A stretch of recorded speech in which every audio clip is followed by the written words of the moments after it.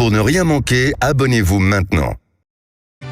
Il est 7h47 en direct sur Sud Radio. Merci d'être avec nous. On est ravis de vous accompagner ce matin avec nous, 6 juillet. Et on parle de ce sondage IFOP fiducial pour Sud Radio, l'adhésion à la suppression des allocations familiales aux parents de mineurs multirécidivistes. On en parle avec vous, Arnaud Benedetti, professeur associé à l'Université Paris-Sorbonne, également rédacteur en chef de la revue politique et parlementaire. Bonjour Arnaud Benedetti. Bonjour.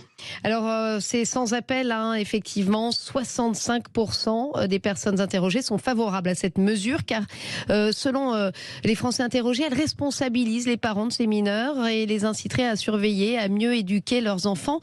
Que dit ce sondage, Arnaud ?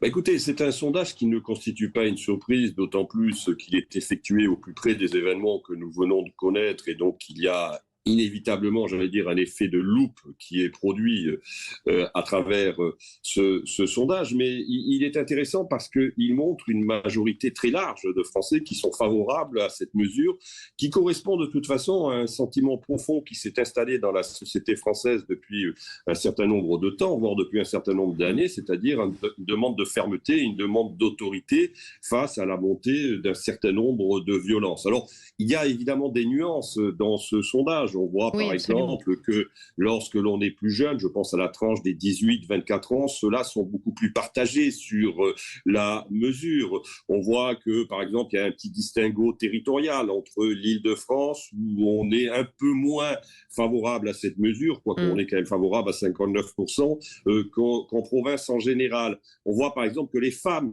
sont elles, moins favorables à cette mesure, mais restent quand même majoritairement adhérentes à cette proposition. Donc, globalement, c'est une tendance de fond, c'est une tendance lourde qui, d'une certaine manière, signifie que aujourd'hui, la société française est prête à prendre un certain nombre de mesures qui, en effet, sont pas tout à fait, j'allais dire, conforme à notre modèle social, mais c'est une réalité sociale, c'est une réalité politique.